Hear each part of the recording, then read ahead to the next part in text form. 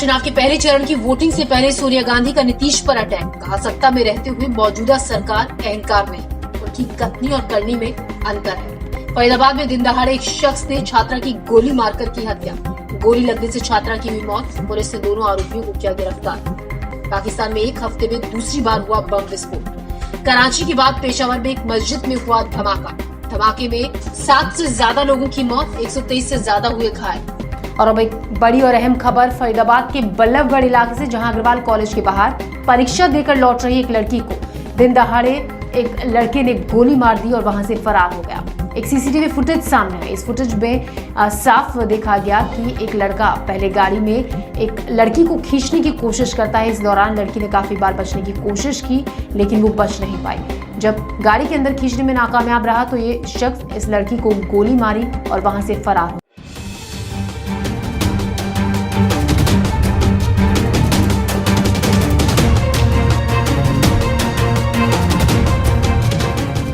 हरियाणा के फरीदाबाद में सोमवार को अग्रवाल कॉलेज के बाहर परीक्षा देकर बाहर निकली छात्रा की गोली मारकर हत्या कर दी गई। दिन दहाड़े बीच सड़क पर छात्रा की हत्या को अंजाम देकर आरोपी मौके से फरार हो गया था।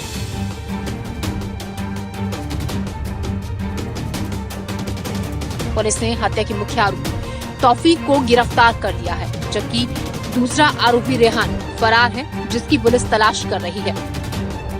ये कल 4 बजे के आसपास का मामला है। अग्रवाल कॉलेज बल्लभगढ़ में है। तो वहाँ से बीकॉम की एक छात्रा है सुश्री, अब तो स्वर्गीय निकिता तोमर जी हैं। तो वो अपना परीक्षा दे के बाहर निकल रही थी, तो 2 युवक कार पर आए। उन्हें कार में डालने की कोशिश करी, अपहरण करने की कोशिश की। उन्होंने विरोध किया उसका, इतने में उनको गोली मार दी गई। तो तफ्तीश के दौरान जो मारने वाले युवक हैं, एक तौसीफ है जो सोना गुड़गांव का रहने वाला है, दूसरा रेहान है जो कि नूह का रहने वाला है। तो तौसीफ की रात में गिरफ्तारी कर ली गई थी। रेहान की तलाश में दबिश मारी जा रही है और हम जल्दी ही दोनों दोषियों को गिरफ्तार करके उनको अदालत से कड़ी सजा देंगे। सीसीटीवी तस्वीरों में आप साफ देख सकते हैं कैसे पहले एक छात्रा को खींचकर गाड़ी में बिठाने की कोशिश की जाती है। जब इसमें ये लड़का कामयाब नहीं होता है तो छात्रा को गोली मारकर मौके से फरार हो जाता है। तस्वीरों में साफ देखा जा सकता है कैसे इस दौरान छात्रा बचने की कोशिश करती है, इधर उधर भागती है, अपनी सहेली के पीछे जाकर छिपने की कोशिश भी करती है, लेकिन वो इस लड़के के हाथों नहीं बच पाती। लड़का गोली मारकर मौके से फरार हो गया। बताया ये जा रहा है कि 2018 में भी तौफीक नाम के गिरफ्तार हुए लड़के पर अपहरण की कोशिश का आरोप था। 2018 में भी एक अपहरण की घटना दर्ज हुई थी, जिसमें तौसीफ पर आरोप था कि वो उनको सुश्री निकिता को लेके गए थे। अपहरण का मुकदमा दर्ज हुआ था, लेकिन फिर परिवार ने शपथ पत्र दिया था कि उसमें आगे कार्रवाई नहीं चाहते हैं, तो मुकदमा कैंसिल कर दिया गया था। देखें, इस केस को लेकर हम काफ़ी संजीदा हैं। एक युवती है जिनके साथ इस तरह का घिनौना अपराध हुआ है, तो हमने इसको क्राइम ब्रांच को ट्रांसफ़र कर दिया है। एक SIT बनाया इसके ऊपर और एक राजपत्रित अधिकारी इसकी जाँच करेंगे और तमाम साक्ष्यों को इकट्ठा करके, जिसमें वीडियो फुटेज भी है और चश्मदीद गवाह भी हैं और जितने डिजिटल एविडेंस हैं, फॉरेंसिक एविडेंस है, सबको इकट्ठा करके हम एक मजबूत केस बनाएंगे, पैरवी करेंगे और इसमें दोषियों को कड़ी से कड़ी सजा दिलाने की हमारी पुरजोर कोशिश है। फिलहाल इस मामले को लेकर स्थानीय लोग विरोध कर रहे हैं, जल्द इंसाफ की मांग कर रहे हैं। पुलिस ने इस मामले में SIT गठित कर दी है और क्राइम ब्रांच को ये पूरा मामला सौंप दिया गया है। फिलहाल पुलिस की इस पूरे मामले को लेकर जाँच जारी है।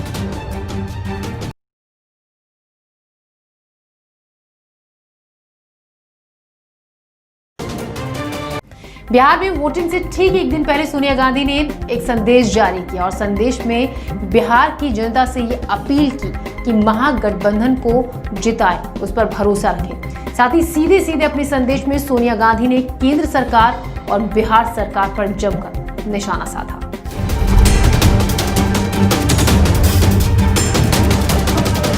बिहार चुनाव 28 अक्टूबर से शुरू होने जा रहा है। पहले चरण के मतदान के ठीक एक दिन पहले सोनिया गांधी ने बिहार की जनता के नाम संदेश दिया है।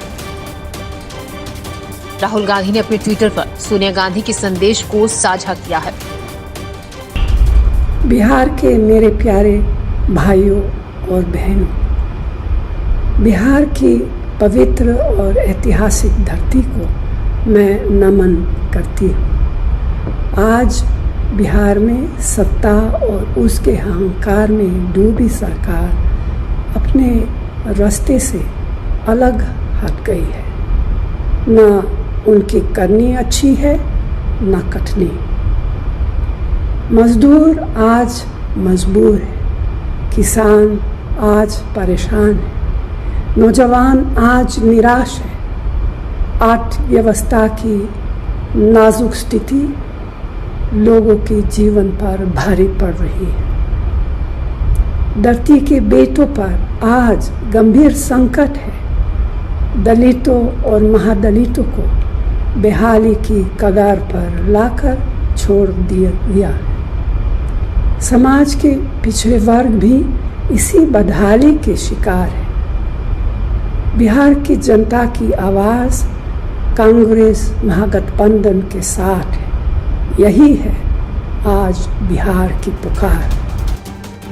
राहुल गांधी ने अपने ट्विटर पर सोनिया गांधी के संदेश को साझा किया। उन्होंने लिखा, बदलाव की ब्याह है। कांग्रेस अध्यक्ष श्रीमती सोनिया गांधी जी का बिहार की जनता के नाम संदेश आपसे साझा कर रहा हूं। नए बिहार के लिए एकजुट होकर महागठबंधन को जिताने का समय है। सोनिया गांधी ने अपने संदेश में कहा है कि बिहार की सरकारें बंदी सरकारें हैं। नोटबंदी, तालाबंदी, व्यापार बंदी, आर्थिक बंदी, खेत खलियान बंदी। इसीलिए बंदी सरकार के खिलाफ बिहार की जनता तैयार है। दिल्ली और बिहार की सरकारें बंदी सरकारें हैं। नोटबंदी, तालाबंदी, व्यापार बंदी, आर्थिक बंदी, खेत खलिहान बंदी, रोटी रोजगार बंदी। इसीलिए बंदी सरकार के खिलाफ अगली नस्ल और अगली फसल के लिए एक नए बिहार के निर्माण के लिए बिहार की जनता तैयार है। अब बदलाव की बयार है, क्योंकि बदलाव जोश है, ऊर्जा है, नई सोच है और शक्ति है। अब नए इबारत लिखने का समय आ गया है। बिहार के हाथों में गुण है, हुनर है, ताकत है, निर्माण की शक्ति है। तो वोटिंग से पहले अपने संदेश में सोनिया गांधी ने बिहार की जनता से नए बिहार के लिए एकजुट होकर महागठबंधन को जिताने के लिए कहा। और सोनिया ने अपने संदेश में सीधे सीधे बिहार और केंद्र सरकार पर जमकर निशाना साधा।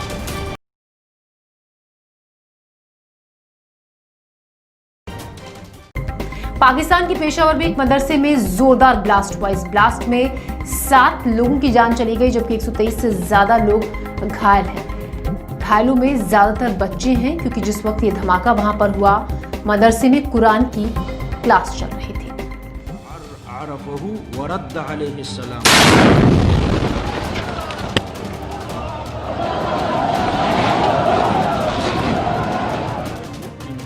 पाकिस्तान में बीते कुछ दिनों से आतंकी गतिविधियां बढ़ गई। मंगलवार को एक बार फिर पाकिस्तान के पेशावर में इतना जबरदस्त ब्लास्ट हुआ कि कुछ सेकंडों के लिए सन्नाटा पसर गया।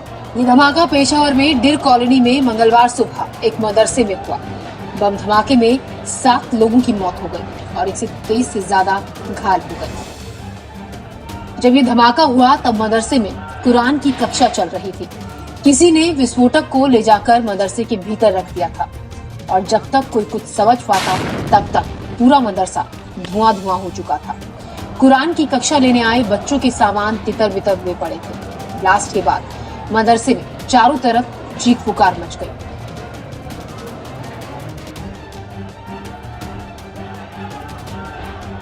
मदरसे में जगह जगह गड्ढे हो गए थे। ब्लास्ट में घायल हुए 123 लोगों में ज्यादातर बच्चे शामिल हैं।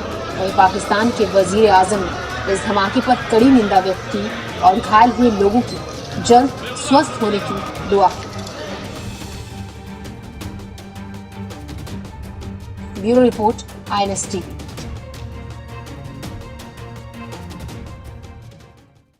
हिंदूराव अस्पताल के डॉक्टर और कर्मचारी पिछले 4 महीने से सैलरी न मिलने से परेशान हैं। इसी समस्या का हल निकालने के लिए डॉक्टर को वापस काम पर बुलाने के लिए उत्तरी नगर निगम के महापौर वहां पहुंचे और डॉक्टर को यह भरोसा दिया कि उन्हें 1 महीने की सैलरी दे दी जाएगी। ये सुनकर डॉक्टर भड़क उठे और महापौर के खिलाफ जमकर नारेबाजी की। डॉक्टर ने कहा कि उन्हें जल्द से जल्द पिछले सारे महीने की जो सैलरी बकाया है वो चाहिए और लिखित में आश्वासन चाहिए कि आगे वक्त पर उन्हें उनकी सैलरी हर महीने मिलती रहेगी।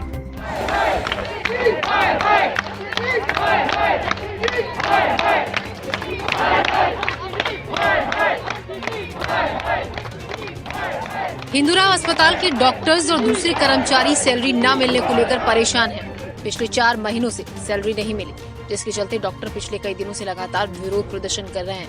वहीं अब हड़ताल खत्म करने के लिए मंगलवार को उत्तरी दिल्ली नगर निगम के महापौर जयप्रकाश हिंदूराव अस्पताल पहुंचे, जहां उन्होंने डॉक्टरों को 1 महीने की सैलरी देने की घोषणा की। जैसे ही महापौर ने 1 महीने की सैलरी देने की घोषणा की, उसके बाद डॉक्टरों ने नगर निगम और महापौर के खिलाफ जमकर नारेबाजी शुरू कर दी।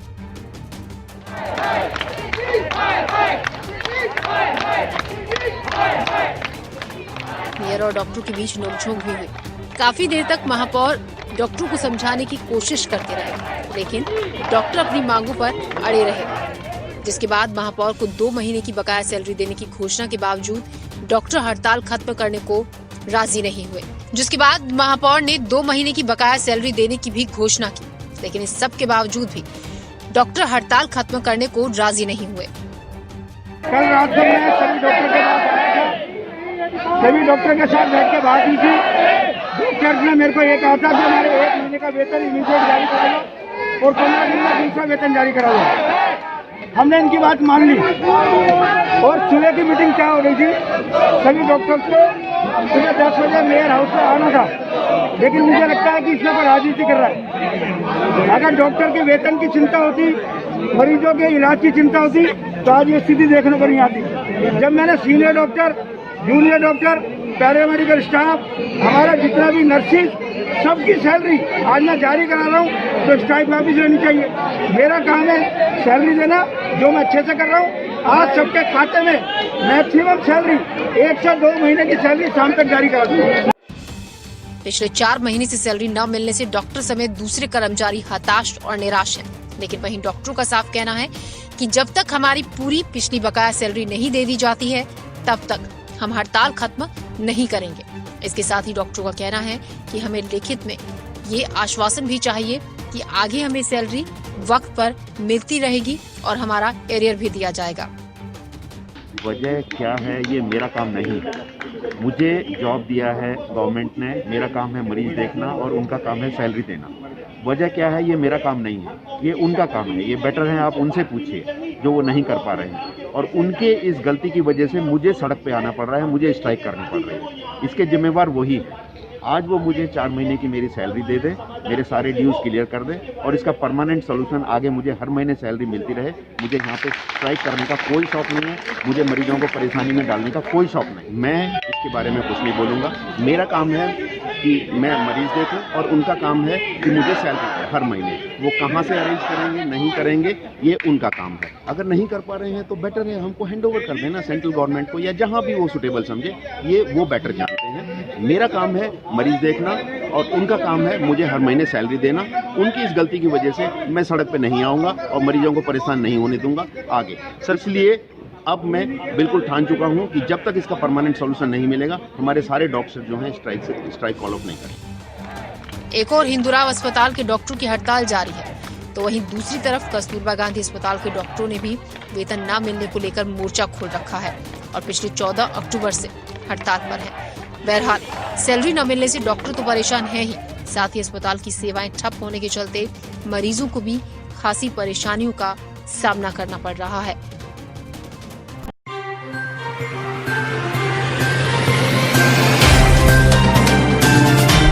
Subscribe now and press the bell icon. Never miss an update.